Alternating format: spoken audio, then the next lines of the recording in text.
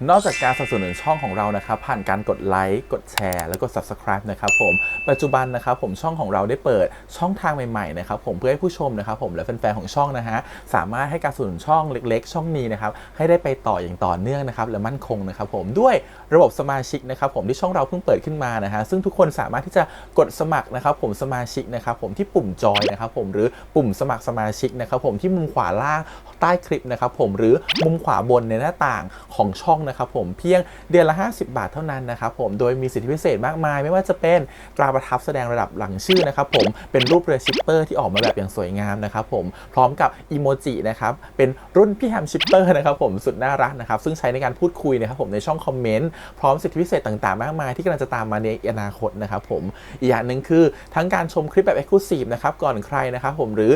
โอกาสที่จะได้ทำกิจกรรมต่างๆร่วมกันในอนาคตนะครับผมก็สำหรับสมาชิกเท่านั้นนะครับผมที่เก็บสิทธิ์นี้เอาไว้ให้กับทุกๆท่านนะครับแต่หากระบบสมาชิกยังไม่หนำใจนะครับผมเรายังมีช่องทางอื่นให้สนับสนุนกันนะครับผมไม่ว่าจะเป็นระบบซุปเปอร์แตงนะครับผมซึ่งหากผู้ชมเนี่ยเจอสัญลักษณ์นะครับรูปหัวใจนะครับผมที่มีดอลลาร์ไซน์นะครับผมหรือสัญลักษณ์รูปเงินดอลลาร์อยู่เนี่ยข้างใต้คลิปใดคลิปหนึ่งเนี่ยสามารถที่จะคลิกนะครับผมเพื่อโดเนทนะครับผมแทนคำขอบคุณนะฮะเพื่อเป็นการสนับสนุนช่องได้นะครับหรือจะเป็นการโดเนทนะครับผ่านบัญชีธนาคารนะครับผมซึ่งได้ใส่รายละเอียดเอาไว้แล้วนะครับข้างใต้คลิปนี้นะครับผมเอาไว้ที่คำบรรยายใต้คลิปนอกจากนั้นนะครับผมเรายังได้เปิด Line Open Chat นะครับซึ่งชื่อว่า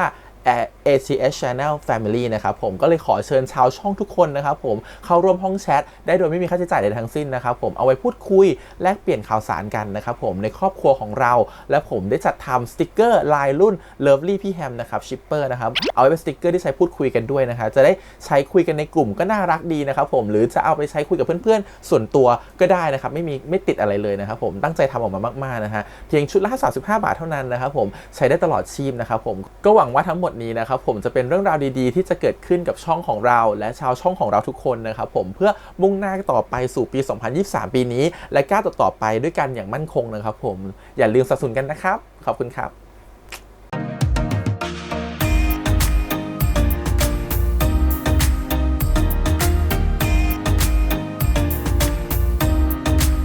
สวัสดีครับยินดีต้อนรับสู่ช่อง ATS Channel นะครับกับพบกันอีกครั้งการ reaction นะผมวันนี้กับพี่แฮมนะฮะการทำซีรีส์เรื่ององศาศูนย์ EP ที่ 8 นะครับก็เดี๋ยวมา react กันต่อนะครับ EP ที่แล้วนี่เริ่มงงแล้วว่าเดี๋ยวเขาจะเจอองศาในอนาคตเดี๋ยวเขาจะมีฉากที่ตกใจเนาะว่าเขาต้องเจอกับใครอะไรเงี้ยแล้วตกลงเขาจะได้เจอกันไหมในอนาคตลูปนี้เวลามันจะเป็นยังไงกันแน่เพราะเหมือนกับตัวองศาจะไปหาส่วนศูนย์ในอดีตแล้วแต่ทำไมส่วนศูนย์ในอนาคตยังไม่เจอองศาอีกเดี๋ยวมาดูกันว่า EP นี้8แล้วนะครับผมเท่ากับผ่านไป2ใน3แล้วเขาจะเฉลยหรือยังว่ามันเกิดเรื่องอะไรขึ้นกันแน่ไปดูกันต่อนะครับแต่ก่อนอื่นเลยขอบคุณก่อนทางสตูดิโอบิซาบินะครับแล้วก็ทางไอชีอีที่อธิบายเรีแอคชั่นได้นะครับไปดูกันเลยครับผมกับซีรีส์เรื่ององศาศูนย์นะครับผม EP ที่8ครับไปเลยฝากไว้ให้เขาบอกว่าถ้าเธอกลับมาที่นี่เพื่อหาเด็กคนนั้นให้เอาจดหมายฉบับนี้ให้เธอขอโทษที่เราขอให้องศาไม่รู้จักเราทุกเรื่องราวระหว่างเราสองคนเป็นความทรงจำที่ดีที่สุดเราอยากให้มันเกิดขึ้นนะองศาขออะไรเหรอขอส่วนศูนย์เป็นแฟนไหนบอกว่าไว้อ่านหนังสือแป๊บเดียวพ่อกับแม่เป็นคนชวนเองเลยนะเรากำลังจะได้รู้เรื่องราวระหว่าง10 ปีที่มันหายไปเนาะบางทีพ่อกับแม่อาจจะส่งองศามาอยู่ข้างเราก็ได้นะให้เราอยู่ข้างๆนานๆเลยนะ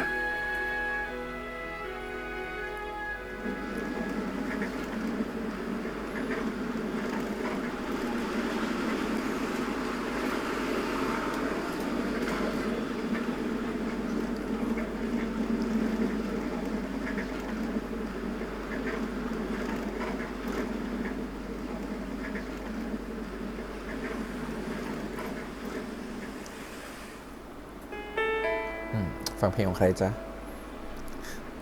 ของบอยสมภพหรือของนุนิว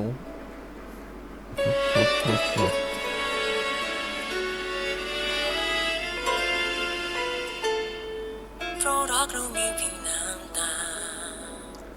เพราะรักเรามันไม่ใช่ทุกสิ่งเพลงนี้เขาบอกเขาชอบที่องศาไม่รู้จักเพลงนี้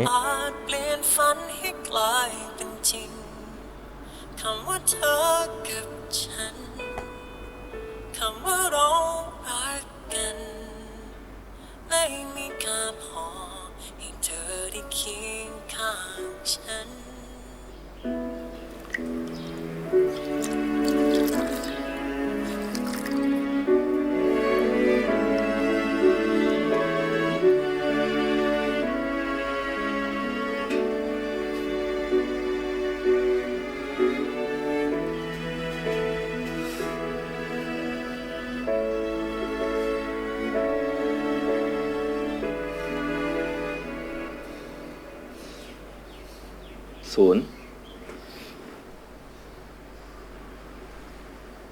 ศูนย์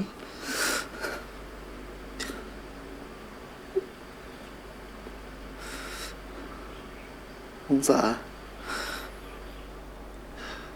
ฝันร้ายอีกแล้วเหรอ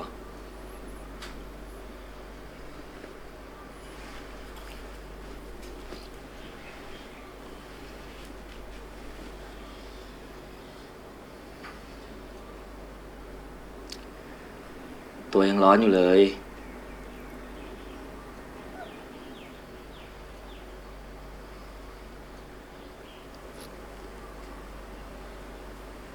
ทำไม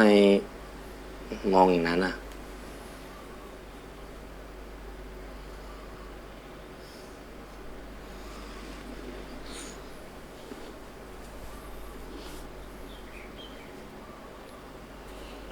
ป่วยแล้วอ้อนเหรอเราอ่ะ องศา ครับ เราฝันว่าองศาทิ้งเราอะ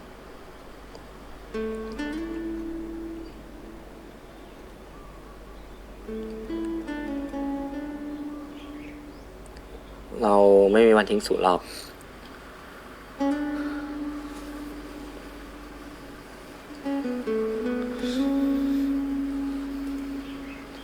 แต่ในฝัน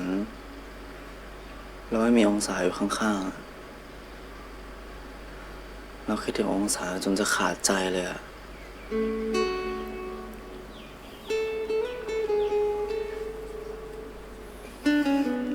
ก็แค่ฝัน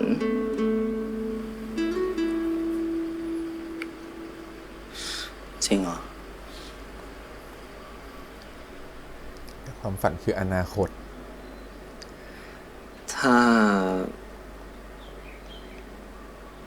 วันหนึ่งเราหายไปอ่ะ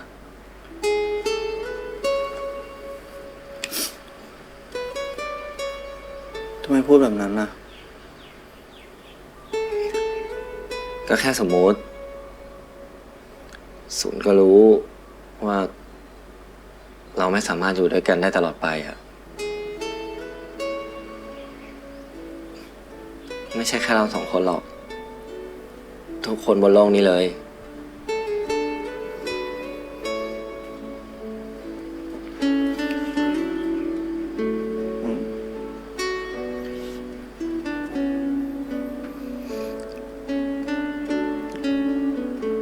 เพราะงั้น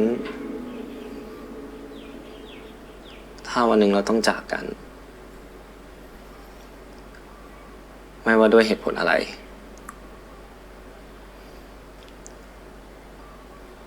ศูนย์ต้องเข้มแข็งให้มากๆนะ เข้าใจไหม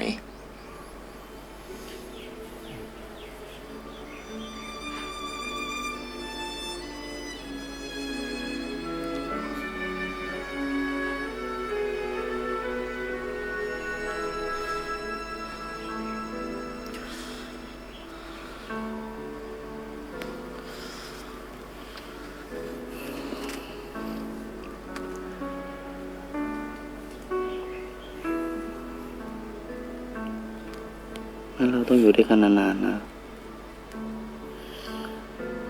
นานจนรู้สึกว่าถ้าต้องจากกันน่ะก็ไม่เสียดายอะไรแล้วอะ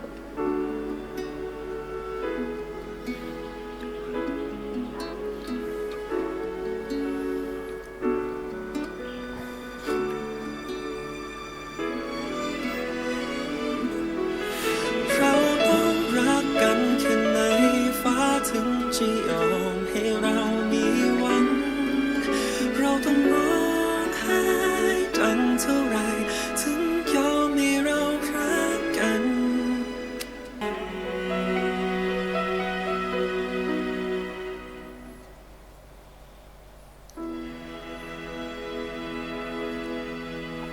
จุดเริ่มต้นไม่ใช่จุดเริ่มต้นอีกต่อไป จุดจบจะเหมือนเดิมไหม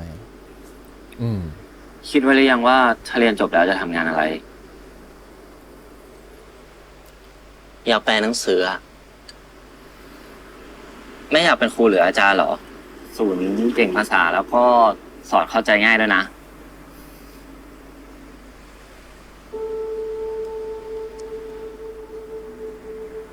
เผลอพูดในสิ่งที่มันอยู่ในอนาคต ทำไมรู้ว่าเราสอนเก่งอะเราไม่เคยสอนให้ใครเลยนะ อยู่ด้วยกันแทบจะตลอดเวลาขนาดนี้ทำไมจะไม่รู้ว่าศูนย์เก่งอะไร บางทีนะ เราอาจจะรู้จักศูนย์ดีกว่าตัวศูนย์เองนะ เหรอ แต่เราอยากทำงานสำนักพิมพ์อะ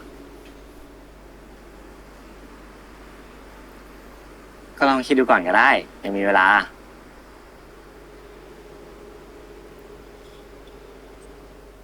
กินข้าวด้วยจะได้กินยา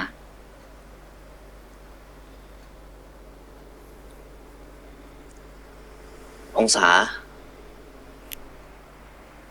ไม่ต้องคิดมากหรอก เราอยากกินไอติมชาเขียวอะ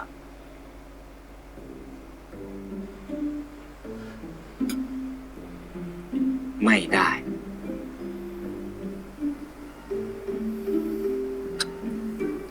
ไว้หายดีก่อนค่อยไปคิดนะ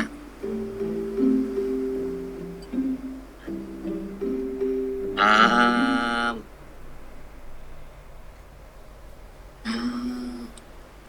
อืมเก่งมาก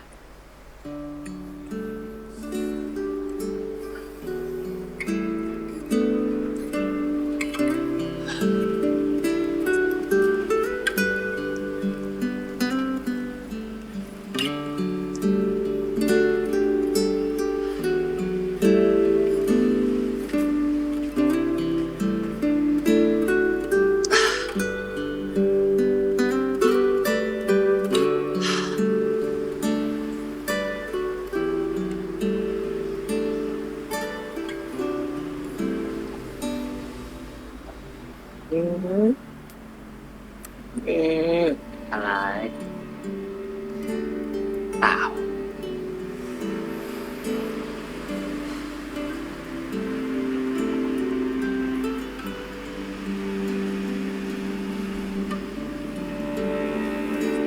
ท้องฟ้าสวยดีเนาะ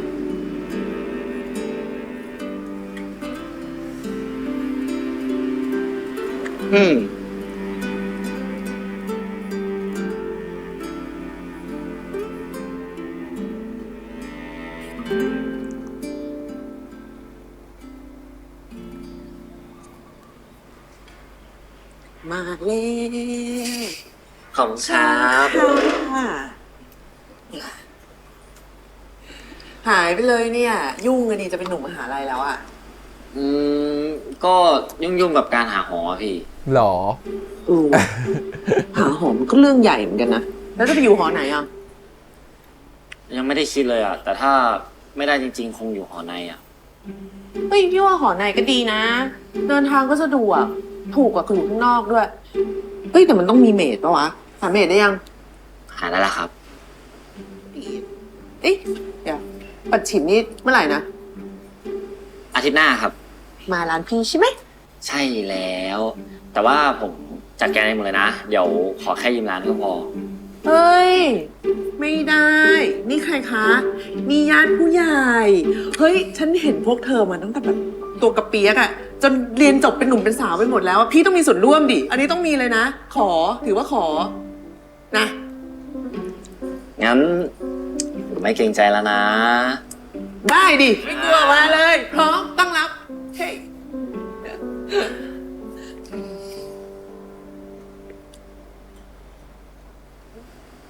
แล้วนี่พี่หาพนักงานใหม่ได้ยังครับ ก็มีมาสมัครเรื่อยๆแหละ แต่ว่าอยากให้เขาแค่มาช่วยเป็นกะอะเพราะมันลูกค้ามันมีแต่มันก็ไม่ได้แน่นทั้งวัน แล้วพี่เองก็ทำได้เป็นหลังอยู่แล้วไง งั้นถ้ามีอะไรช่วยบอกผมนะ จะมาช่วยใช่ปะ จะมาทำให้ลำบากกว่าเดิม ไงโชคดีมากเลยทำบุญมาเยอะที่ถามก่อน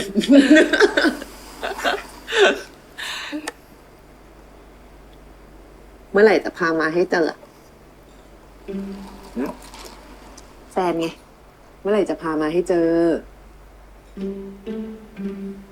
พ่อแม่มาเล่าแน่เลย พี่นันรู้เหรอ ไม่รู้หรอก พี่เดาจากท่าทางและคิดว่าเดาถูกด้วยใช่ไหม ใช่ไหม ไม่ถูก ไม่มี ไม่อยากบอก ก็ยังไม่ต้องบอกก็ได้ แต่ถึงยังไงอ่ะ พี่ก็ดีใจมากๆนะที่เห็นองศามีความสุขขึ้นเยอะเลย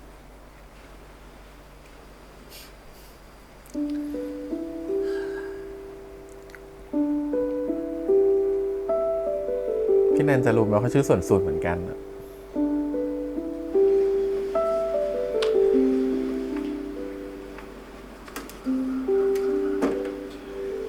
คืนนี้กลับดึกนะล็อกห้องดีด้วย ร้านอยู่ไม่ไกลใช่ไหม ไม่ไกลครับ เป็นร้านพี่รู้จักแหละ มันก็ดีละ อย่าดื่มเยอะล่ะ ครับผม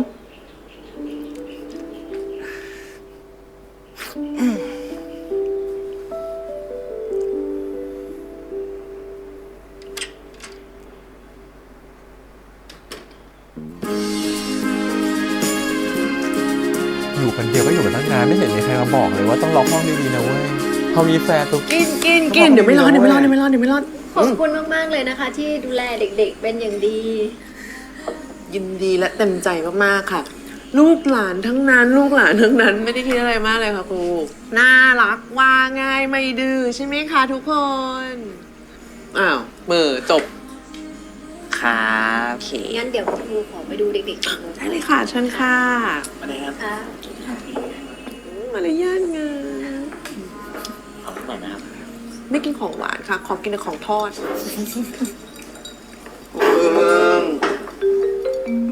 อะไร ใจหายอ่ะ อยู่ด้วยกันมาตั้งแต่ม.ต้น เดี๋ยวพอขึ้นมหาลัยมันก็ไม่ค่อยได้เจอกันแล้ว เอาหน้ามึง เดี๋ยวค่อยนัดเจอกันก็ได้ มันไม่เหมือนกันนะเว้ย มึงกับไอ้นาอยู่ม.เดียวกันมันเจอกันได้เว้ย กูองศาเนี่ย อยู่คนละฝั่งเลยนะ ทำเป็นพูดไปเหอะมึงอ่ะ ไม่ใช่ว่าพอเรียนไปจริง ๆ อ่ะ มึงเองนะที่ใจหน้าหายตา เออ ได้ข่าวว่าถาปัดเรียนหนักนี่ จริงมึงใช่ เออว่ะ กูยังไม่ได้เรียนเลยอ่ะ กูเครียดแล้วเนี่ย เอาแล้ว งงอ่ะ มึงย้ายมาเรียนมอเดียวกับกูไหม กูเหงาอ่ะคือมาใช่ไหมมึงจะย้ายใช่ไหม มาอะ แล้วมึงจะหาเหรอ มึงอ่ะช่วยพูดอะไรที่เป็นไปได้หน่อยได้ปะอยู่ๆจะให้เขาย้ายอ่ะ มึงเป็นบ้าเหรอ ด่ากูดิ ด่ากูเลย เดี๋ยวพอไม่มีกูให้ด่าแล้วเนี่ย มึงอ่ะจะเหงา มึงพูดเองนะ ไอโอม ไอพอแล้วเบาก่อน ไม่เอาอีกเหรอ พอแล้ว เฉอะเรียนแน่ อยาก กูรู้นะว่ามึงเก่งอ่ะ แต่ไม่มีพวกกูอยู่ข้างๆอ่ะ ก็ต้องดูแลตัวเองดีๆนะเว้ย ถ้าไม่มีพวกมึงอ่ะ กูคงสบายใจขึ้นเยอะ จริง มันเจ็บจี๊ดจังวะ เอาเป็นว่าพวกเราชนดีกว่าครับ อ่ะ พี่นันครับมา มาดิ ชนครับ เอามาครับผมจบแล้ว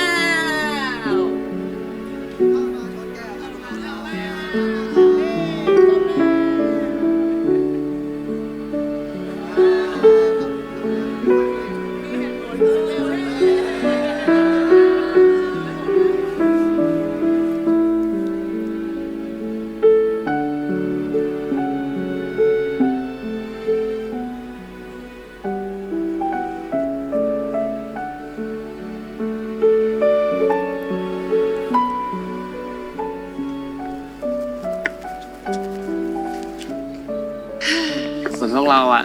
ต้องคิดถึงมากแน่ๆเลยอ่ะ คิดถึงก็มาหาร้านอยู่นี่รู้อยู่แล้วว่าอยู่ตอนไหน กลัวแต่ว่าเดี๋ยวก็เรียนหนักแล้วก็ไม่ยอมมาหาพี่กันเองแหละ กลับบ้านกันดีๆ เป็นเด็กดีตั้งใจเรียนไปมหาลัยแล้วก็อย่าลืมพี่นะ ค่ะ ขอบคุณค่ะ ไปแล้ว ไปสวัสดีค่ะ สวัสดีค่ะ เจอกัน กลับดีๆนะ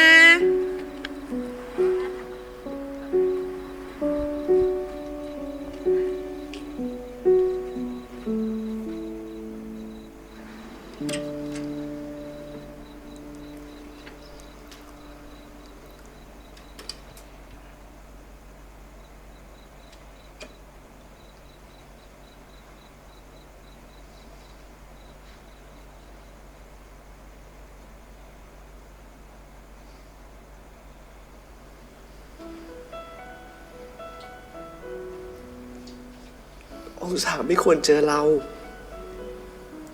เราไม่ควรคบกัน ไม่ควรมีวันครบรอบและเรื่องทั้งหมดก็จะไม่เกิดขึ้น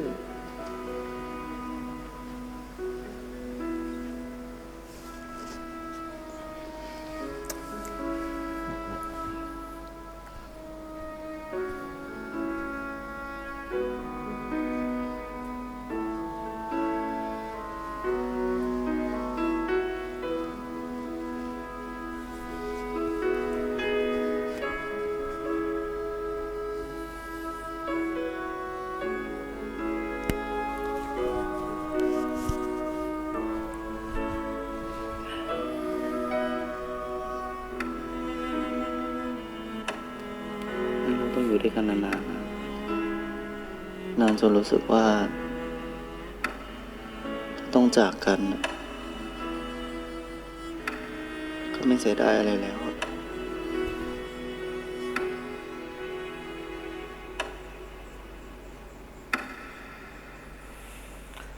10 ปีต่อมา เอ้า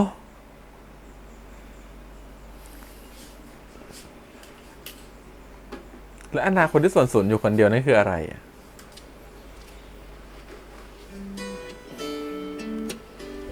รอดูไปก่อน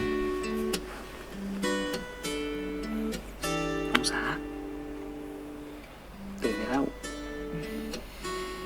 ไปอาบน้ำเดี๋ยวไปทำงานสาย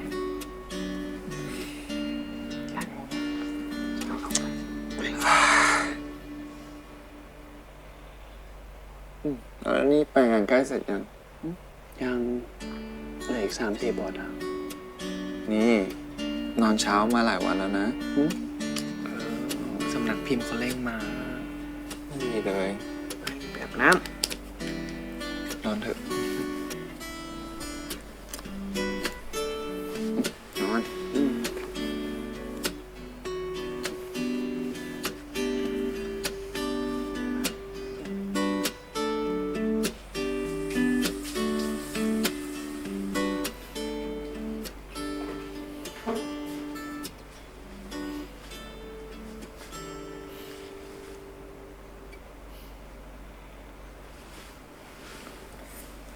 ไปทำงานก่อนนะครับ ำ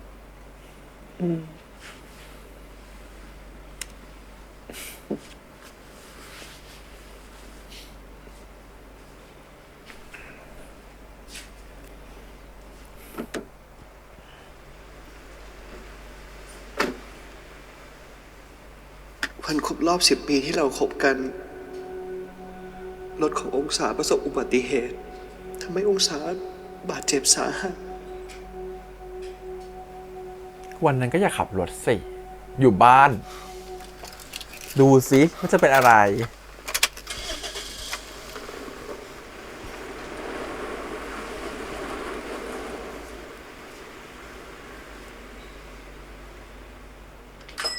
เชิญค่ะ อ้าว มาแต่เช้าเลย ง่วงอะพี่เลยมากินกาแฟซะหน่อย ทีนี้นั่งก่อนนั่งก่อนนั่งก่อน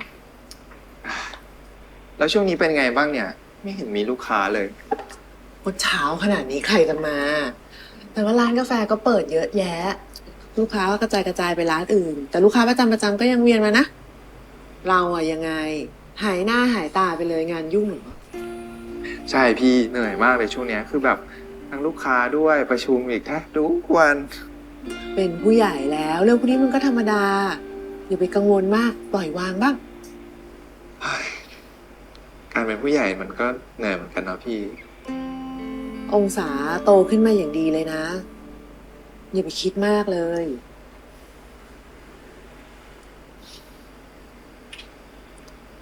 พี่นั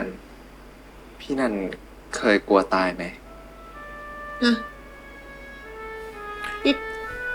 ถามจริง ๆ หรือจะแกล้งอะไรพี่ ฉั เนี่ น ย งงว่าพี่นันไม่แปลกใจหรือว่าส่วน ถามจริ สู ง น ๆ เป็นแฟนกับองศาและหน้า ถ้า เหมื พี่ อน นั กัน น ดิ รู้ตัวว่าพี่นันจะตายอีกไม่กี่วัน พี่นันจะทำยังไง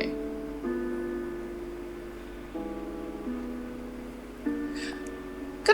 ทำเหมือนเดิมอะมาเปิดร้านชงกาแฟ คุยกับลูกค้านี่แหละ แล้วพี่นันไม่อยากแบบ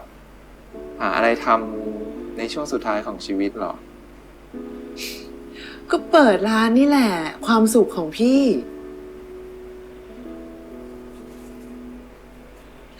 ถามอะไรซับซ้อนจังเนี่ยเดี๋ยวนี้ ก็แค่สงสัยอ่ะ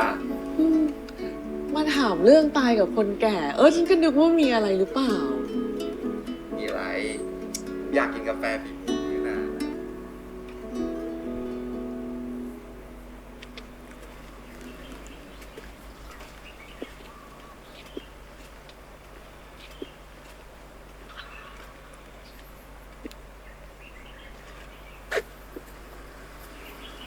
อ้าว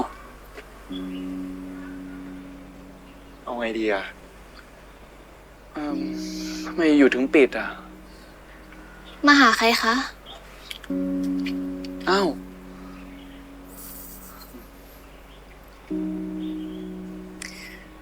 เข้าร้านก่อนปะตอนแรกก็แค่จะปิดชั่วคราวแหละ แต่พออาการไม่ดีขึ้นเลยอะลำพังพี่คนเดียวดูแลร้านนี้ไม่ไหวหรอก ผมขอไปเยี่ยมได้ไหมครับ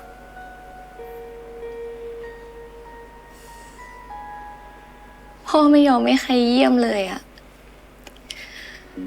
บอกว่าอยากให้จำแค่ตอนที่เขาแข็งแรงไว้อะดื้อจริง แล้ว อย่างนี้จะเอายังไงต่อครับ ๆ ไม่รู้ดิ ยังไม่ได้คิดเหมือนกันน่ะ แต่ก็อาจจะขายที่ดิน หรือไม่ก็ปล่อยให้เขาเช่าทำอย่างอื่นแหละ ขอโทษด้วยนะ แต่คงต้องหาร้านเช่าใหม่แล้วแหละ ไม่เห็นต้องขอโทษเลยครับ ก็เป็นลูกค้าประจำนี่นา พ่อมีลูกค้าประจำไม่เยอะหรอก พี่ก็รู้สึกผิดเหมือนกันนะที่ต้องปิดร้านแบบเนี้ย เข้าใจนะครับ ตอนนี้ทุกคนก็ดูออนไลน์กันหมดแล้ว ใช่ไหมล่ะ ถ้าไม่รักจริงอะทำต่อไม่ไหวหรอก แล้วพี่ก็ดันไม่ได้พ่อมาเลยนี่ดิ พ่อรู้คงบ่นแย่เลยอะ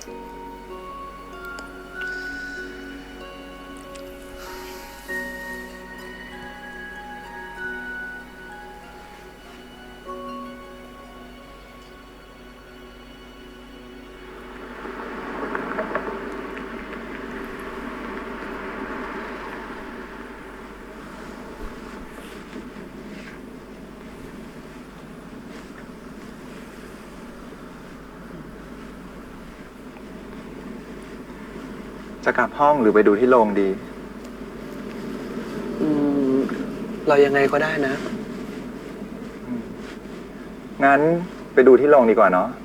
ตอนหนังจบจะได้หาข้าวเย็นกินกัน โอเค อืม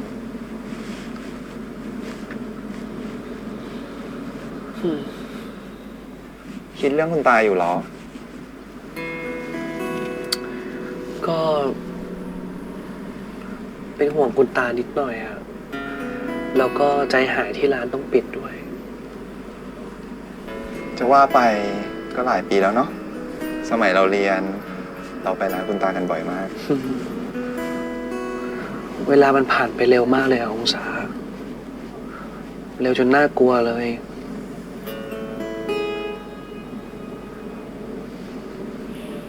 จนน่ากลัวเลย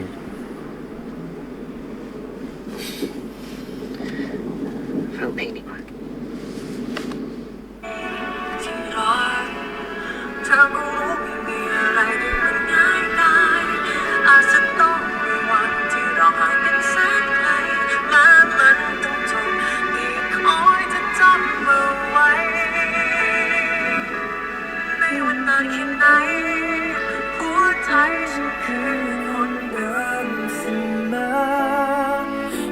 ต้องจำสายตาคู่นี้มันจะไม่มีวันเปลี่ยนแปลงไปไม่ว่านานแค่ไหนฉันเป็นของเธอแค่เธอคนเดียวเท่านั้นแต่เราพบกันเพื่อจากรักกันเพื่อรอวันเอ่ยคำลา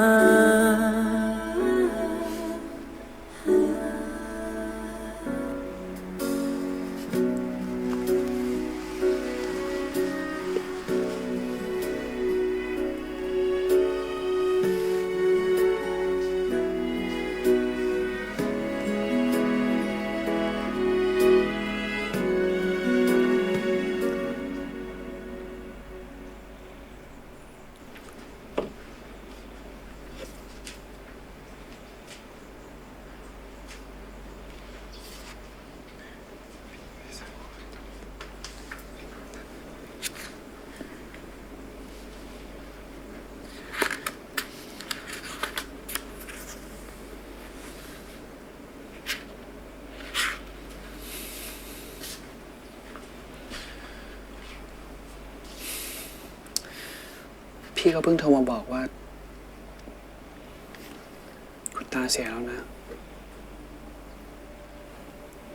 เฮ้ย เมื่อไหร่ เมื่อเช้า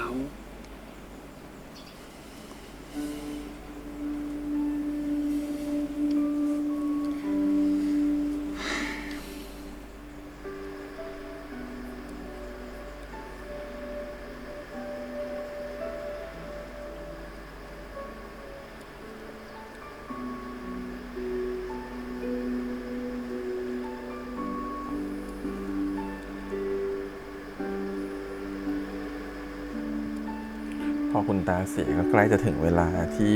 องศาต้องจากไป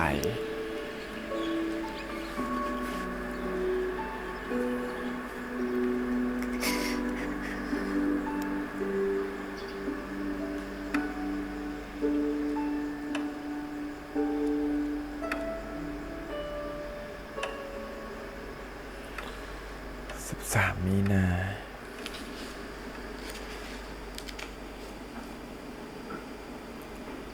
วันครบรอบคือ 14 มีนาคม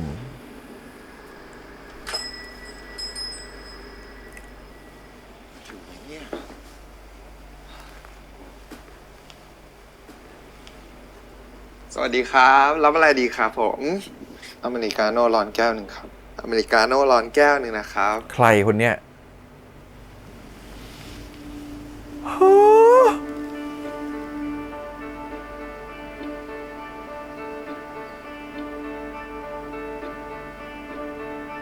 อย่าบอกว่าอีกคนก็คือย้อนเวลาเหมือนกัน ขอพรมาเหมือนกัน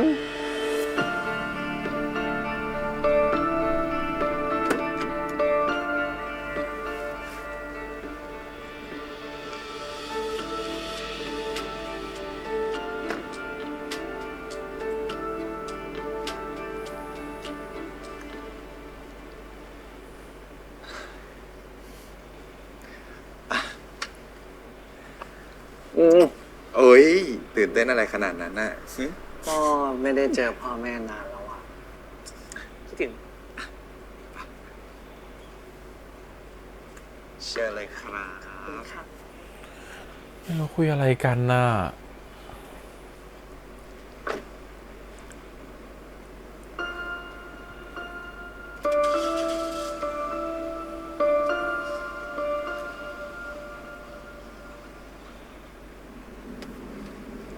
นี่ทำงานเป็นไงบ้าง เหมือนเดิมเลย งานท่วมหัว เหนื่อยไหม ก็ตอนนี้ก็ยังสนุกนะแล้วสูตรนะเป็นไงบ้าง เราเหรอก็งานทุ่มหัวเหมือนกัน เราคิดว่าถ้าเราปิดเล่มนี้ได้นะ เราไปเที่ยวกันดีกว่า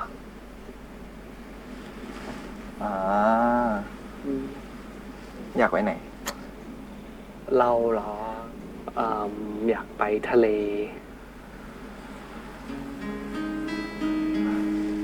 ไปอีกแล้วเหรอ ฮะครั้งที่เราก็ไปนะ ก็ไม่เป็นไร แต่ว่าคราวนี้อยากพาคุณพ่อคุณแม่ไปด้วยอะ ตามใจคุณครับ ขอบคุณนะครับทำไมตามใจดีขนาดนี้ครับ ได้อยู่แล้ว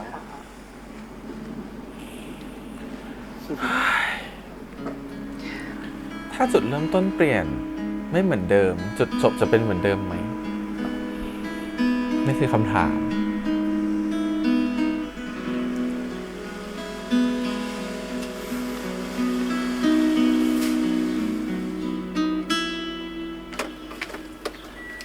สวัสดีครับสวัสดีค่ะคิดถึงจังเลยครับ คิดถึงจังเลย ไม่เจอกี่วันแล้วเนี่ย โอ้สบายดีนะครับ สบายดีครับ โอ้ยลืมหน้าลูกไปแล้วมั้งคนนั้นน่ะ ใครอ่ะ คุณหน้าจังเลยอ่ะ แหม โอ้โหใจเขาที่รักคุณแม่ก็มา โตแล้วเนี่ย คิดถึงจังเลยครับ ก็คิดถึงอ่ะ นี่แม่ก็เพิ่งโทรบอกพ่อว่าลูกๆจะไปกินข้าวด้วย เดี๋ยวเขาคงรีบกลับมาจ้ะ ถ้างั้นผมขอทำกับข้าวให้นะ จริงนะ จริง โอเค ถ้าอย่างนั้นแม่คงต้องแบบเตรียมท้องรองซะแบบ2-3 จานอะไปดีกว่า ไปดีกว่าไปลูกเข้าบ้านนะคะครับผมเข้าบ้านนะคะ เฮ้ยโอ้ยรอก่อนดิ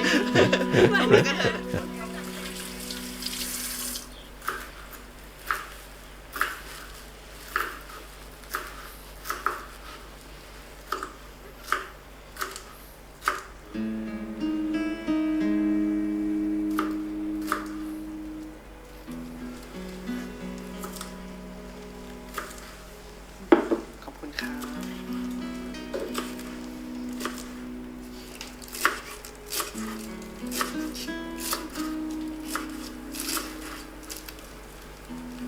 อะไร มองอะไรเนี่ยฮะ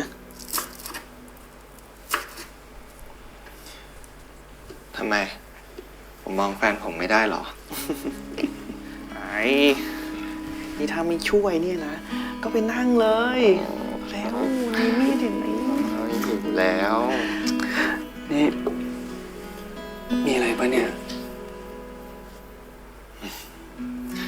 ผมหิวข้าวอ่ะ หิวข้าว โอ้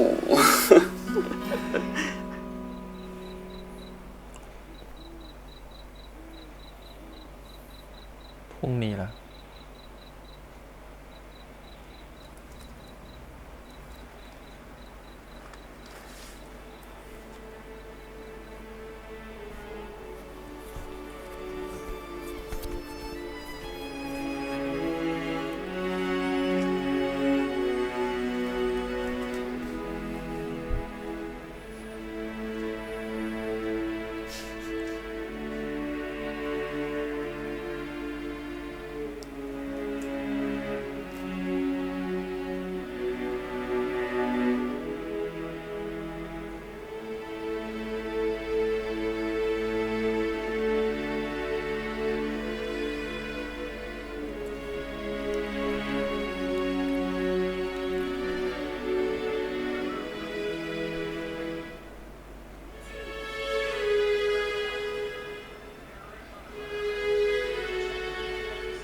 กฎข้อ 3 ของนิวตัน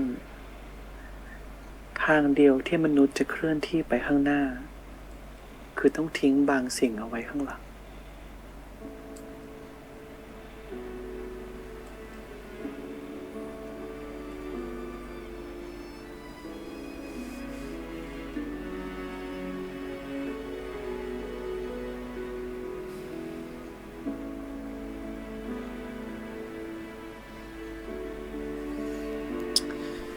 นี่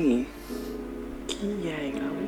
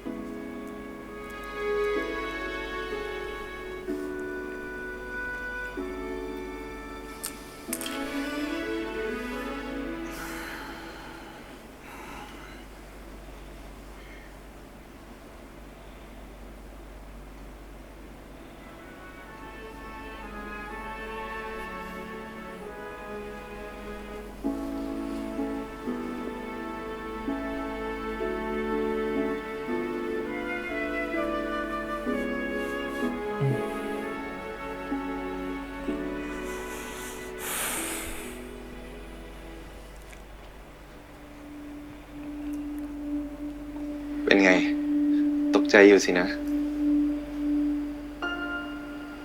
กลัวอยู่ละสิ ใกล้วันครบรอบแล้วนี่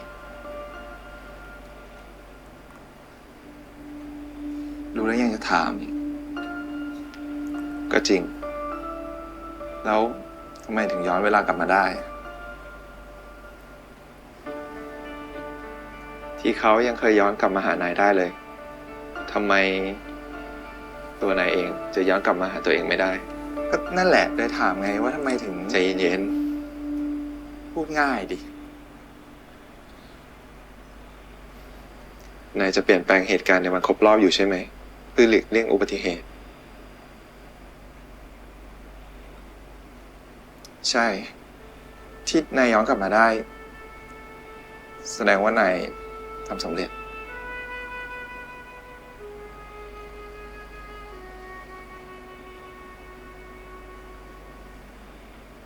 มีอะไรจะบอกเปล่า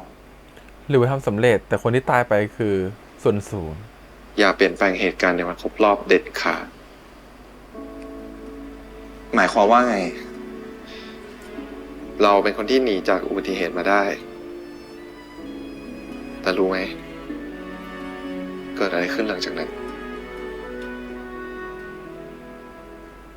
เขาจะต้องเป็นคนที่เกิดอุบัติเหตุซะเองเขาส่วนสูง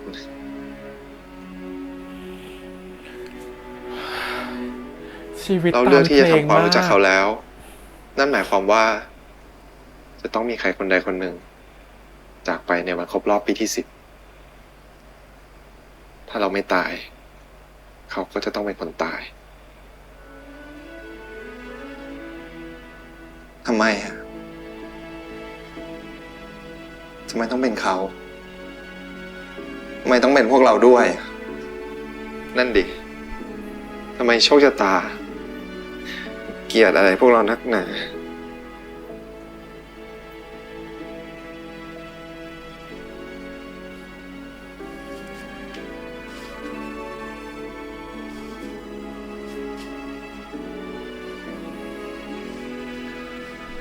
ทั้งที่เราก็รู้ว่าตอนจบสุดท้ายลง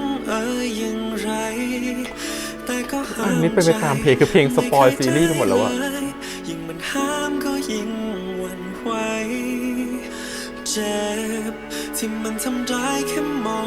งรักของเราที่ล่องลอยไปทำไมต้องเป็นรักเราที่ต้องเสียใจ นี่ครับ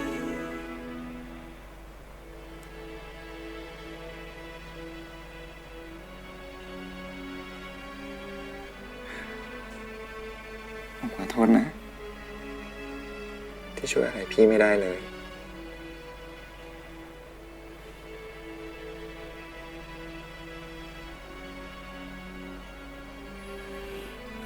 ต่อจากนี้พี่ดูแลตัวเองดีๆนะ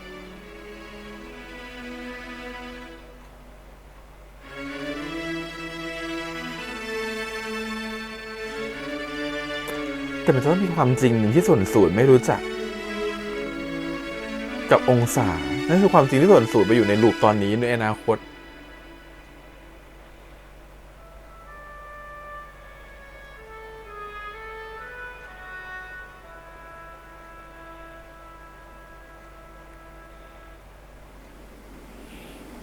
นะครับ หรือว่า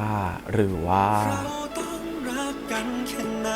ฟ้าถึงจะยอมให้เรามีหวังเราต้องร้องไห้ดังเท่าไรถึงยอมให้เรารักกันสักวันหนึ่งฉันรู้ว่าเธอจะลืมเรื่องของเราฉันรู้ว่าเธอจะลืมทุกๆอย่างเหลือเพียงแค่ฉันและเรากลับไปไม่รู้จักกัน เนี่ยเพลงเขาสปอยแน่เลยอ่ะ ก็คือย้อนกลับไปแค่ฉันและเราไม่รู้จักกัน สากลับบ้านได้แล้วมึง เฮ้ย กลับก่อนเลย กูว่ากูจะทำงานให้เสร็จว่ะเหลืออีกนิดเดียวเอง โอ้โห วันครบรอบทั้งทีไม่รีบกลับไปหาแฟนเหรอครับ ยุ่งอะไรด้วยวะ ไปได้แล้วพวกมึงอ่ะ คนจะทำงานทำการโอ้ ไปละพรุ่งนี้เจอกันเว้ย เจอกัน วันนี้กินอะไรดีวะเฮ้ยร้านไหนดีวะ ก็คือกลับไปไม่รู้จักกันตั้งแต่แรกอะ เจอกัน แล้วค่อยมารู้จักกันตอนครบรอบ10 ปีผ่านไปแล้ว นั่นอาจจะเป็นเวทีเดียวก็ได้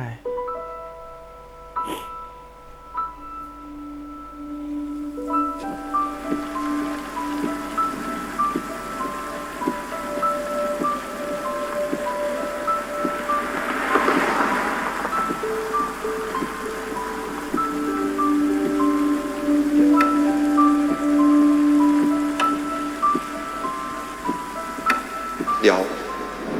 ถ้าปล่อยให้อุบัติเหตุเกิดขึ้น ตัวนายก็จะหายไปใช่ไหม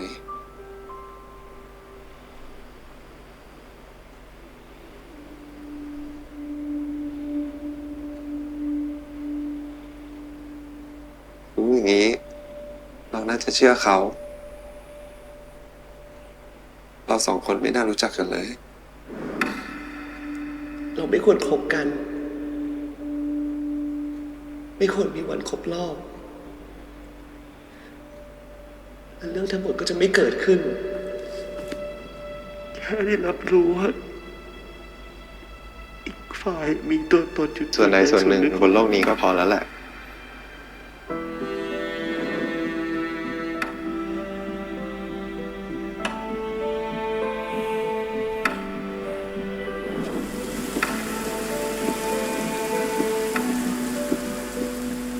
ถ้าวันหนึ่งเราต้องจากกัน ไม่ว่าด้วยเหตุผลอะไร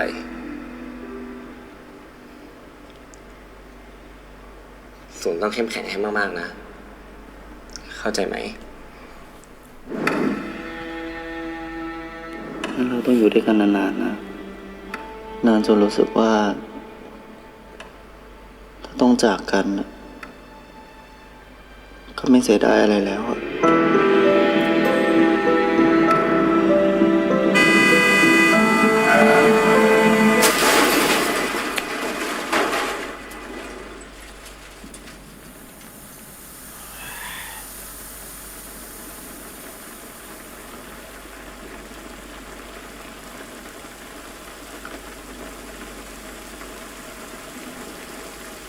อยากขอ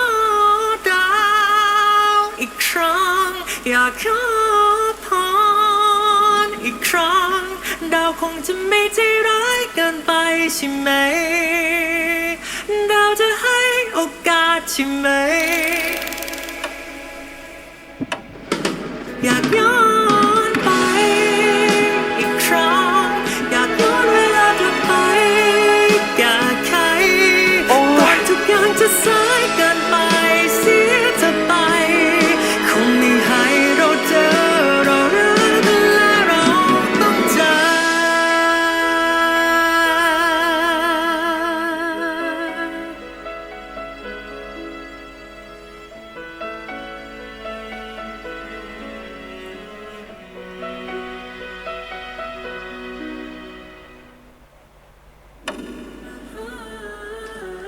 พี่นัน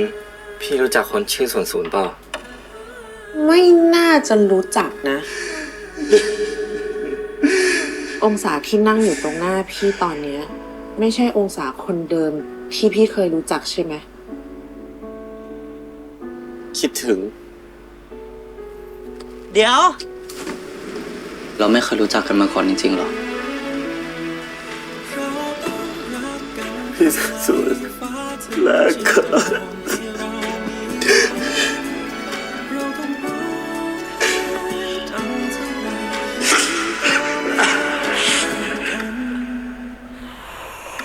โอเค ผมว่าตามเพลงแล้วแหละ กลับไปไม่รู้จักกันนะฮะ กำลังคิดว่ามันมีความน่าสงสัยของพี่นันอยู่2 อย่าง คือ EP เนี่ยแสดงว่าองศาไม่เคยเปิดเผยแฟนของตัวเองให้กับพี่นันรู้เลย หรือไม่เคยพาแฟนมาหาพี่นันเลย พี่นันถึงไม่เคยจับแบบไม่จำหน้า00ไม่ได้ เพราะจริงๆ00ตอนโตคือหน้าเหมือน00ที่พี่นันเคยเจอถูกปะเพราะฉะนั้นน่ะแสดงว่าองศาไม่เคยพามาเจอเลย แต่แค่พี่นันรู้ว่าองศามีแฟน ทีนี้พี่นันคือคีย์เวิร์ดสำคัญตรงที่ว่า EP ต่อไปตัวอย่างคือพี่นันรู้จักส่วนศูนย์ไหมเคยเจอส่วนศูนย์ไหมแสดงว่าเวลาที่จะย้อนกลับ EP ถัดไปไม่ใช่เป็นการย้อนกลับแบบมีคนเข้ามาแก้แล้วแต่เป็นการย้อนกลับแบบย้อนถอยหลังเลยไปจนถึงจุดแรกที่ทุกอย่างเริ่มต้นนั่นคือตอนเป็นเด็กโดยที่ตัวขององศายังรู้ทุกอย่างในปัจจุบันตอนนี้อยู่หมายความว่าองศาตอนโตตัวตอนเนี้ยจะย้อนเวลากลับไปในอดีตตอนนั้นโดยที่รู้ทุกอย่างอยู่โดยที่ย้อนเวลากลับไปโดยที่ไม่ต้องไปเจอส่วนศูนย์แล้วเพื่อจะหลงรักส่วนศูนย์ถึงจะทราบความจริงแต่เป็นการย้อนกลับไปแบบทุกอย่างตัวเองเข้าใจทุกอย่างเองแล้วย้อนกลับไปในอดีตเป็นร่างเด็กแทนคือปกติจะเป็นร่างโตถูกไหมครับผมย้อนเวลากลับไปในอดีตถูกไหมฮะแต่อันนี้จะไม่ใช่แล้วอันนี้จะเป็นเข้าใจเดานะคิดว่าจะเป็นองศานี่แหละแต่ย้อนเวลากลับไปคือเวลาย้อนกลับคือเวลาชีวิตย้อนกลับอะครับเพราะฉะนั้นองศาจะย้อนกลับไปในร่างเด็กอีกครั้งหนึ่งโดยที่ความทรงจำทุกอย่างจะเหมือนกับที่รู้มาทั้งหมดใน10 ปีที่ผ่านมาตอนนี้ก็คือพูดง่ายๆคือฟีลลิ่งเหมือนโคนันอยู่ดีตัวก็หดเล็กลงแต่เป็นการหดเล็กลงแบบอดีตอะไรเงี้ยไม่ใช่การย้อนเวลาต่อไปเพราะว่าเราจะเห็นตอนจบอะนาฬิกามันย้อนกลับเพราะฉะนั้นอ่ะการที่นาฬิกาย้อนกลับมันไม่ใช่การที่เราวาร์ปจากปัจจุบันไปอยู่ในอดีตแล้วแต่มันคือการที่เวลากำลังเดินถอยหลังแบบทวนเข็มตัวเขาก็จะเด็กลงแต่ความทรงจำยังอยู่หมดนะครับผมตัวเป็นเด็กแต่สมองเป็นผู้ใหญ่อะไรแบบนี้เหมือนโคนันคิดว่าเป็นแบบนั้นแน่เลยพอเขาย้อนกลับถึงจุดตรงนั้นเนี่ยเขาเลยไปถามพี่นันไงว่าพี่นันรู้จักส่วนศูนย์ไหมพี่นันบอกไม่รู้จักส่วนศูนย์ไม่เคยเจอไม่คิดว่าจะรู้จักคนนี้นะไม่เคยเจอมาก่อนนั่นแสดงว่ามันไม่ใช่เกิดจากการที่ส่วนศูนย์ย้อนเวลากลับไปอีกแล้วและไปบอกว่าฉันรักเธอนู่นนี่นั่นหรือเป็นเหมือนที่เราดูมาตอน EP 4 5 6 7 8อะไรเงี้ยไม่ใช่แล้วแต่เป็นตัวขององศาเองที่ย้อนกลับไปและรู้ทุกอย่างแล้วก็ย้อนกลับไปตอนนี้แหละครั้งนี้จะเป็นการที่ย้อนกลับไปโดยที่จะไม่พยายามไปเจอส่วนศูนย์อีกจะพยายามมองเขาไกลๆมองเขาอยู่ห่างๆรู้แค่ว่าเรายังมีกันและกันก็พอแล้วโคตรทรมานเลยนะความทรมานมันคือตัวองศารู้ทุกอย่างว่าคนนี้คือแฟนของเราในอนาคตคนนี้จะเป็นแฟนของเราแต่ถ้าการคบกันไปทำให้เขาต้องตายหรือใครคนหนึ่งตายมันต้องไม่คบกันอีกมันจะเกิดขึ้นไม่ได้มันคือการทำให้ตัวเองห่างออกไป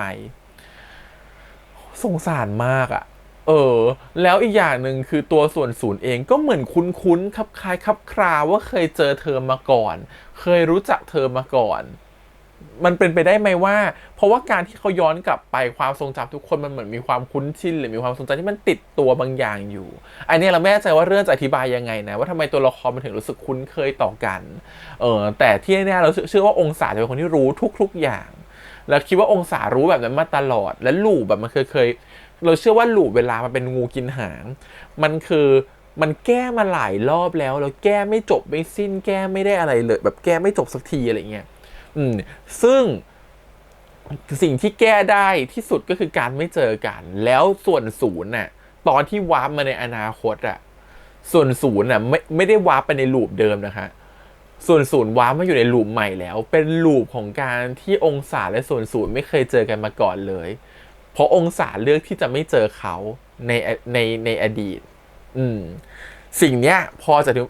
จะอธิบายอะไรได้ไหมพอจะอธิบายอะไรได้ว่าถ้าวันหนึ่ง2 คนนี้กลับมาเจอกันใหม่หลังจากครบรอบ10 ปีไปแล้วมันจะเป็นการเจอกันขององศาที่ย้อนเวลากลับไปในจาก EP นี้แล้วรู้ทุกอย่างไปเจอกับส่วนศูนย์ใน EP ที่แล้ว EP 2 EP ที่แล้วที่ย้อนจากอดีตกลับมาปัจจุบันแล้วไม่เจอองศาพูดอย่างนี้งงไหมก็คือเป็นส่วนศูนย์ที่รู้ทุกอย่างเช่นกันเป็นส่วนศูนย์ที่ย้อนกลับไปแก้อดีตมาแล้วและพอกลับมาก็ไม่เจอองศาอีกแล้วตัวเองนอนเดียวดายอยู่คนเดียวขณะที่องศาเองก็จะเป็นองศาที่รู้ทุกอย่างย้อนเวลากลับไปแก้แล้วยอมไม่เจอกันแล้วก็ยังรู้มองเขาอยู่ห่างๆเสมอมาแล้วสุดท้ายก็กลับมาเจอกันในอนาคตเพราะฉะนั้นมันจะกลายเป็นว่ามันจะเป็นส่วนศูนย์และองศาที่รู้กันมาตลอดว่าเรามีกันและกันอยู่เพราะฉะนั้นน่ะมันเป็นคำอธิบายได้ว่าทำไมส่วนศูนย์ในวัยเด็กถึงรู้สึกคุ้นๆกับองศา เพราะส่วนศูนย์ในอนาคตอ่ะมันเหมือนฝันเห็นปะมันจะมีการสื่อว่าฝันมันเหมือนเป็นฝันเดียวกันเวลาส่วนศูนย์ในวัยเด็กฝันเนี่ยมันจะฝันเหมือนเห็นตัวเองในอนาคตที่ไม่มีองศาอยู่ข้างๆเพราะฉะนั้นส่วนศูนย์อาจจะรู้จักองศาจากการที่คุณหน้าในความฝันก็ได้แต่ฝันนั่นแหละมันคือการเห็นอนาคตของตัวเองมันเลยมีความเชื่อมโยงกันอยู่ฝันเลยเป็นเหมือนตัวแทนของการที่สื่อจากโลกหนึ่งไปสู่อีกโลกหนึ่งสู่จากภพหนึ่งไปสู่ภพหนึ่งมิติหนึ่งไปสู่มิติหนึ่งหรือเวลาหนึ่งไปสู่ช่วงเวลาหนึ่งเพราะฉะนั้นการที่ส่วนศูนย์ฝันถึงแบบนั้นก็เป็นไปได้ไหมว่าตัวเขาในอนาคตเนี่ยจะเป็นตัวเขาที่เกิดจากการที่ข้ามอดีตมาอยู่อนาคตพูดแล้วพูดไปพูดมาก็งงช่วยอธิบายแบบนี้แล้วกันนะถ้าเรามุดถือว่ามันเป็นมันเป็น1ลูปนะ1ลูปคืองูกินหาง1วงนะครับผมลูปแรกคือการที่ว่าเหตุการณ์ตั้งแต่ EP 1เลยรถชนเปี้ยงตู้มนะครับผมตัวของส่วนศูนย์ย้อนเวลากลับมาบอกองศาก็เจอส่วนศูนย์บอกว่าไม่ให้เจออีกต่อไปองศาก็อยากจะเจอก็วนกลับมาจนเกิดอุบัติเหตุใหม่ส่วนศูนย์ก็ย้อนกลับไปขอแก้ใหม่แก้เสร็จแล้วก็วนกลับมาสู่อุบัติเหตุใหม่แล้วก็ย้อนกลับไปแก้ใหม่แล้วมันก็จะมีอยู่จังหวะหนึ่งที่องศาเลือกที่จะไม่ทำตามที่ตัวเองคิดไว้ก็คือยอมที่จะไม่ให้เกิดอุบัติเหตุพอไม่ให้เกิดอุบัติเหตุปุ๊บณจุดตรงนี้เมื่อการตัดสินใจไม่เหมือนเดิมจุดจบจะเปลี่ยนไปไหมใช่เปลี่ยนไปครับพอตัวเขาคิดไม่เหมือนเดิมงูตัวใหม่ก็เกิดขึ้นนั่นคืองูกินหางตัวเส้นเวลาตัวใหม่ก็คือเกิดขึ้นเพราะว่าคนที่จะตายแทนนั่นคือส่วนศูนย์มันก็เลยเกิดเส้นเวลาใหม่เป็นตัวที่องศาเดินทางไปข้างหน้าคนเดียวมันก็เลยองศาก็เลยต้องย้อนเวลากลับมาเตือนพอย้อนกลับมาเตือนก็ต้องเกิดอุบัติเหตุตายอีกวนอยู่แบบนี้เป็นวงกลมแต่สิ่งที่มันเกิดขึ้นก่อนหน้านี้คือที่เดานะครับผมก็คือพอส่วนศูนย์กลับมาแก้รอบเนี่ยส่วนศูนย์ย้อนกลับไปในอนาคตอ่ะส่วนศูนย์น่ะย้อนกลับไปรออีก1วงกลมไปอยู่ในอีกวงกลมหนึ่งคือวงกลมเนี่ยคือวงกลมที่มันจบแล้วถูกไหมฮะส่วนศูนย์ไปถึงเจอกันในอนาคตส่วนศูนย์ย้อนกลับมาแก้อดีตแต่สุดท้ายองศาก็อยากจะคบต่อก็ยังไปต่อเป็นวงกลม1วงแล้วจบแล้วแต่ตอนที่ส่วนศูนย์ย้อนกลับจากอดีตไปอนาคตอ่ะส่วนศูนย์ไม่ได้ย้อนกลับมาที่จุดตรงนี้อีกแล้วจุดในวงกลมแรกอีกแล้วแต่ส่วนศูนย์น่ะย้อนออกมาอีก1วงกลมเลยเกิดเป็นวงกลมใหม่เป็นวงกลมที่วงกลมเนี้ยเกิดจากการที่องศาย้อนกลับมาแล้วเลือกที่จะไม่เจอส่วนศูนย์แล้วพอเลือกที่ไม่เจอส่วนศูนย์แล้วอนาคตเปลี่ยนองศาก็เลยไปออกจากเส้นเวลาวงกลมนี้เหมือนกันไปเจอส่วนศูนย์ที่รออยู่แล้วในอนาคตอีกวงกลมหนึ่งที่เขาย้อนกลับมาในอนาคตแล้วเขาไม่เจอองศาแต่องศาเลือกที่จะเดินทางใหม่แต่การเดินทางใหม่ของเขาเนี่ย10 ปีของเขาจะไปอยู่ในวงกลมใหม่วงกลมที่ส่วนศูนย์ข้ามจากอดีตมารออยู่แล้วในอนาคตนะฮะแต่ต้องใช้เวลาอีก10 ปีถึงจะเจอกันเราเลยคิดว่าเรื่องน่าจะเป็นแบบนี้นะนั่นคือมีวงกลม2วงตอนนี้กำลังจะเล่าถึงวงกลมใหม่แล้ววงกลมที่ทั้ง2คนเลือกที่ไม่เจอกันและส่วนศูนย์ก็นอนเดียวดายอยู่ในอนาคตแต่รู้ว่าฉันน่ะรักกับองศาคนชื่อองศามีจริงบนโลกเช่นกันองศาก็รู้หมดทุกอย่างว่ามีคนที่ชื่อส่วนศูนย์แต่ฉันจะเจอคนนี้ไม่ได้และฉันก็ใช้เวลา10 กว่าปีที่ไม่เจอเขาเลยแล้วก็ไปอยู่ในอนาคตที่ต่างคนต่างไม่เจอกันแต่ต่างคนต่างโคตรคิดถึงกันและรู้สึกถึงกันเราคิดว่าแบบนั้นแล้วมันเลยเป็นไปตามเพลงไงครับว่าแบบมันต้องเริ่มต้นที่เราไม่รู้จักกันแล้วเลยคิดว่าพออนาคตมันผ่านช่วงเวลาของจุดของการที่ครบรอบที่เป็นจุดตายของทั้งคู่ไปมันจะไม่เกิดการตายอีกแล้วแต่มันต้องไม่มีแต่10 ปีต่อจากนี้มันจะเป็น10 ปีที่ไม่รู้จักกันเลย10 ปีที่ไม่ได้ใช้ชีวิตอยู่ด้วยกันเลยแต่เราคิดว่าการที่2 คนจะได้มาคบกันอีกในอนาคตนั่นมันหมายความว่า2 คนมันต้องรู้จักกันและกันและมันทวินหากันและกันและมันมีความกันและกันอยู่ในห้วงความรู้สึกเสมอแล้วพอไปเจอกันอีกในปีที่11ปีที่12พอเรื่องมันเกิดปี66ถูกไหมฮะมันต้องเราเลยคิดว่าเนี่ยคือคีย์เวิร์ดสำคัญว่าจะต้องไปเจอกันอีกใน EP ที่ตอนปีที่15มันต้องโดดเดี่ยวดายจนพ้นช่วงเวลานี้ไปแล้วจนปี66 2 คนนี้ได้กลับมาเจอกันอีกแล้วใช้เวลาด้วยกันและเป็นแฟนกันใหม่ มันเหมือนกับว่าแก้เคล็ดอะแต่งกันไม่ได้อยู่ด้วยกันไม่ได้อยู่ด้วยกันแล้วมันจะตายมันต้องแก้เคล็ดก่อนให้ไม่ได้เจอกันไม่ได้รักกันก่อนจนพ้นเวลาแห่งความแบบว่าเจ้ากรรมนายเวรตามทวงโชคชะตามันเล่นเล่นตลกจนจบแล้วถึงไปเจอกันในอนาคตแล้วก็ค่อยรักกันคิดว่าน่าจะเป็นแบบนั้นนะดูจะซับซ้อนหน่อยๆแต่ถ้าตั้งใจดูก็พอจะเห็นอะไรเล็กๆน้อยๆได้แต่ไม่รู้ว่าใช่หรือเปล่านะต้องรอเขาเฉลยแต่คิดว่าถ้ามันไม่ใช่แบบนี้มันก็เป็นไปได้อีกไม่กี่แบบหรอกเพื่อจะให้2 คนได้กลับมาคู่กันนะเนาะโคตรสงสารเลยชีวิต2 คนนี้คือแบบมันทรมานอ่ะแล้วเด็กก็แบบเล่นดีทั้ง2 คนเลยอ่ะโอ้แบบทั้งมิกทั้งต่อคือเล่นดีแล้วความรู้สึกคือนะคือเวลาเรารู้ทุกอย่างรู้ว่าจะเกิดอะไรขึ้นนะรู้ว่าความตายเป็นยังไงรู้ว่าถ้าตายแล้วจะเจอมันกลัวนะแต่มันก็ไม่อยากเจอวันนั้นแต่ถึงเราจะรู้ทั้งรู้แต่มันก็ไม่อยากให้ถึงวันนั้นอยู่ดีอะไรเงี้ยชอบฟีลที่เหมือนกับว่าฉันอยากจะทำงานต่อฉันไม่อยากกลับบ้านเลยเพราะจะรู้ว่านี้จะตายแล้วถึงอยากให้เปลี่ยนก็ดันเจ้ากรรมเจอฉันในอนาคตมาเตือนอีกว่าห้ามเปลี่ยนเอาสิมันจะเปลี่ยนได้ยังไงล่ะทีนี้โอ้ก็แบบสงสารน่ะสงสารการที่แบบ2 คนมันแบบถึงให้ได้รักกันน่ะคุณมีเวลาได้รักกันแค่10 ปีอ่ะบางคนอาจจะมองว่านั่นก็เยอะแล้วอาจจะเป็นกำไรแล้วที่เขาให้เรามาได้แค่นี้นะฮะมันก็อาจจะเปรียบเหมือนชีวิตของคนที่ทำให้เห็นคุณค่าของเวลามากขึ้นว่าการที่เราคบกันบางครั้งอาจจะได้แค่5 ปี10 ปีแต่ทุกๆช่วงเวลาของการที่เราคบกันอยากให้ทำทุกเวลาให้มันมีค่าเพราะเราไม่รู้เลยว่าเราจะจากกันวันไหนนะฮะวันนั้น10 ปีที่เขาอยู่ด้วยกันมารอบเนี่ยมันคงมีค่าที่สุดแล้วแหละแต่เขาก็อยากอยู่ด้วยกันไปนานกว่านี้ได้ไหมนั่นคือคำถามเฉยๆเรื่องเนี่ยมันมีความเป็นแฟนตาซีที่มันต่างคนต่างย้อนเวลากลับไปแก้ไขได้แต่ในขณะเดียวกันสำหรับชีวิตของพวกเราจริงๆมันทำแบบนี้ไม่ได้นะฮะเพราะฉะนั้น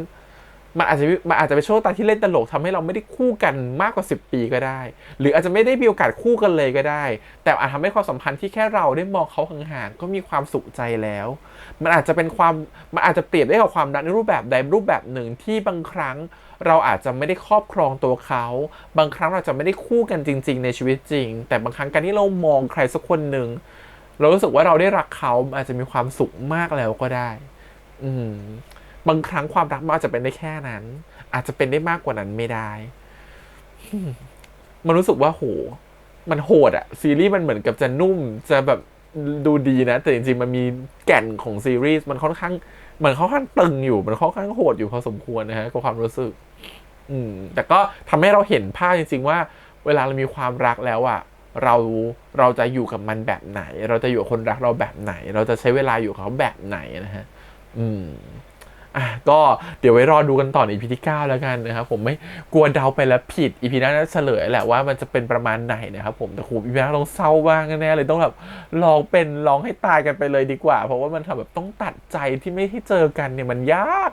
สงสารองศาสุดแล้วว่าคือคนที่รู้ทุกอย่างอ่ะโอ้ยลุ้นกันขอให้ความรักนี้มันลงด้วยแบบแฮปปี้เอนดิ้งแล้วกันวันนี้ประมาณนี้ฝากกดไลค์กดแชร์กด subscribe นะครับจะได้เสียงทาง YouTube Instagram Twitter แล้วก็ Facebook วันนี้พี่แฮมไปก่อนนะครับเจอกันใหม่สัปดาห์หน้าบ๊ายบาย